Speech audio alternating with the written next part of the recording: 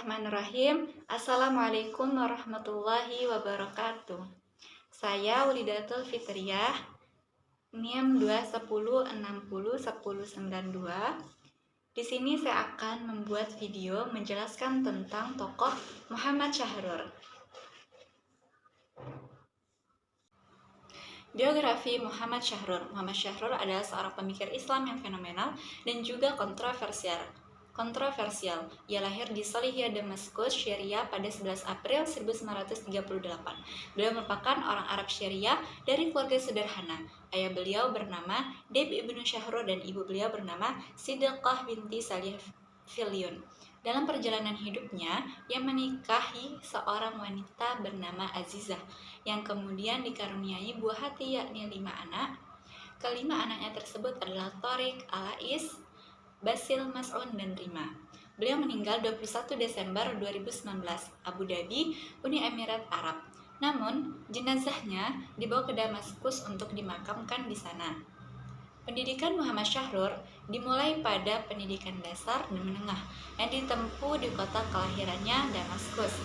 Sekolahnya bernama Madrasah Abadu Ar-Rahman Al-Kawakibi. Tepat pada usia ke-19 tahun ini, beliau berhasil menamatkan sekolahnya tahun 1957.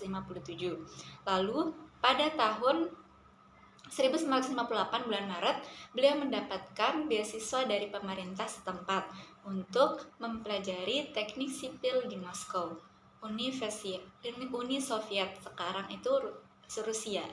Pendidikan ini ditempuh selama kurun waktu 5 tahun. Pada saat itu juga beliau berhasil meraih gelar diploma pada tahun 1961. Kemudian beliau kembali ke negara asalnya untuk mengabdikan diri pada Fakultas Teknik Sipil Universitas Damaskus pada tahun 1965.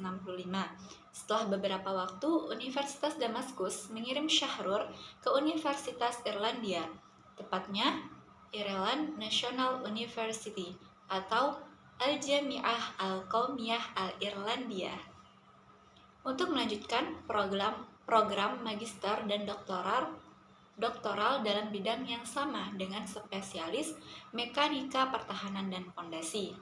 Pada tahun 1969, Syahrur meraih gelar master dan 1972 beliau berhasil menyelesaikan program doktoralnya.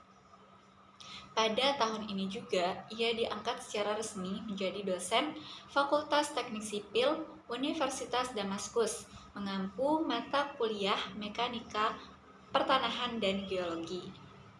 Sembari menjadi dosen, ia juga bersama beberapa temannya di fakultas membuka Biro Konsultasi Teknik atau Dar al-Istisyarah al-Handasiyah. Pada tahun 1982 sampai 1983, pihak universitas memberikan kesempatan beliau untuk terbang ke Saudi Arabia untuk menjadi tenaga ahli pada Al Saud Consul. Bisa dilihat dari riwayat pendidikan beliau yang tidak pernah menekuni ilmu-ilmu keislaman secara intensif.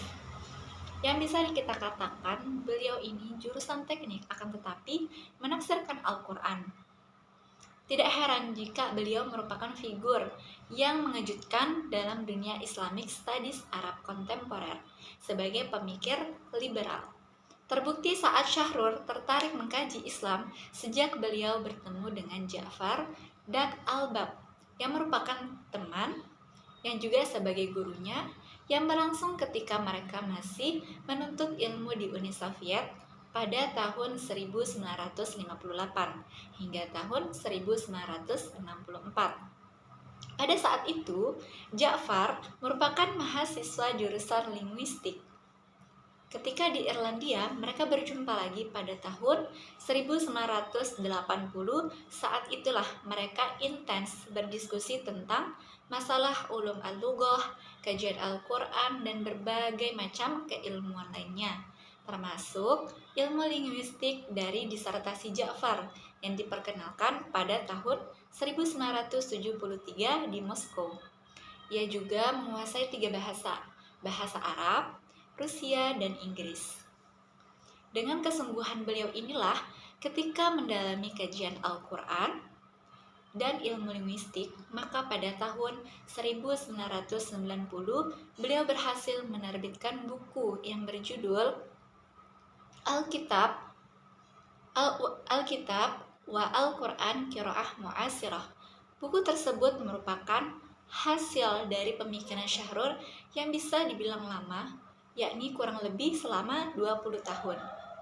Produk pemikiran beliau tentu saja tidak terlepas dari pengaruh pemikiran tokoh-tokoh linguistik seperti Ibnu Faris, Yahya bin Tha'lab, Abu Ali Al-Farisi, Ibnu Al-Jinni, Abdul Al-Qahir Al-Jurjani, dan Ja'far Dak Al-Baghdadi. Mulai saat itulah, Syahrur kemudian banyak menerbitkan buku tentang keislaman. Di samping juga tetap menghasilkan beberapa buku tentang teknik, seperti Al-Islam wa Al-Iman, Mazumat Al-Qiyam atau Islam dan Iman, pilar-pilar utama. Kemudian Dirasat Islamiyah Mu'asirah fi Ad-Daulah wa Al-Mujtama atau studi Islam kontemporer tentang negara dan masyarakat. Dan Naswa Usul Jadidah li al-Fiqhi al-Islami. Namun tidak sedikit pula yang menanggapi pemikiran Syahrur, mulai yang bernada sinis, emosional, ataupun mengkritik secara ilmiah. Bahkan ada yang menilai sebagai Zionis, pendukung Marxis, ingkar as-sunnah, dan berbagai macam anggapan yang lain. Beberapa karya yang lahir atas kritikan beliau diantaranya adalah Tahafut Al-Qiraah Al-Mu'asirah karya Al-Shawwaf, kemudian Mujarrad Al-Tanjim Al-Quran di Dr. Muhammad Syahrur karya Muslim Al-Jabi, kemudian Munaqashat Al-Ishkaliyah Al-Manhajiyah fi Al-Kitab wa Al-Quran karya Mahir Munajjad. Mungkin itu biografi singkat dari Muhammad Syahrur yang menyampaikan perspektif Muhammad Syahrur terhadap teori asinonimitas. Berdasarkan pemahaman strukturalis dan hermeneutika yang digunakan oleh para ahli belakangan ini, kita dapat melihat bahwa mereka terkesan mengingkari keberadaan sinonim di dalam bahasa.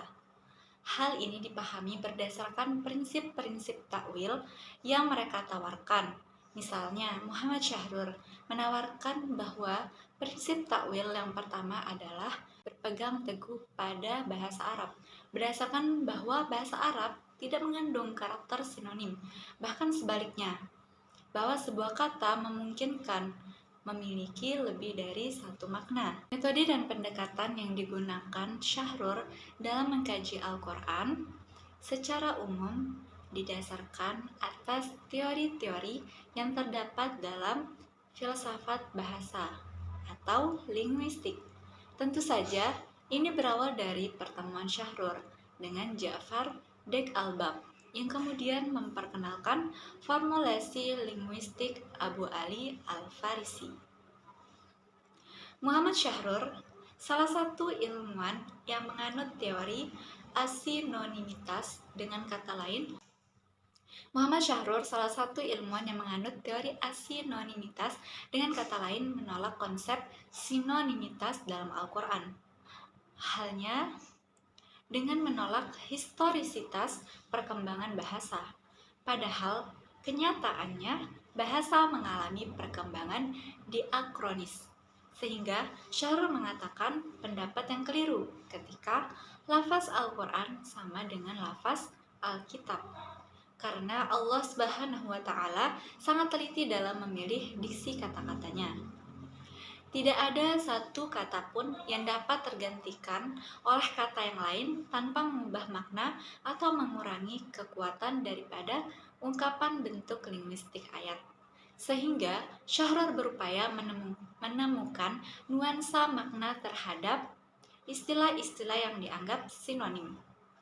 Pemikiran terkait penolakan Syahrur terhadap sinonimitas terpengaruh oleh para ahli bahasa klasik seperti Ibnu Faris, ahli linguistik Arab yang juga menolak teori sinonimitas dengan pernyataannya, ya apa yang dianggap sebagai kata-kata yang sinonim dalam kajian bahasa sebenarnya ia tidak benar-benar sinonim. Akan tetapi ada perbedaan aksentuasi makna tersendiri. Namun demikian, sikap keterbukaan Syahrur yang begitu menarik dengan menyatakan prinsip-prinsip yang ia bangun bukanlah suatu hal yang final. Akan tetapi, prinsip-prinsip ini dapat direkonstruksi sesuai dengan perkembangan zaman. Syahrur juga bersikap terbuka untuk menerima kritikan dan menyadari hasil pemikirannya. Syahrur juga bersikap terbuka untuk menerima kritikan dan menyadari hasil pemikirannya adalah relatif yang bisa direkonstruksi kembali atau tidak final. Dan menjadi kekhawatiran Syahrur ketika suatu hal yang dianggap final akan terjebak seperti cara berpikir orang-orang salafi yang memutlakkan pemahaman Al-Quran. Mungkin hanya itu saja yang bisa saya sampaikan tentang Muhammad Syahrur ini dari segi biografinya dan pemikiran beliau terhadap teori sinonimitas.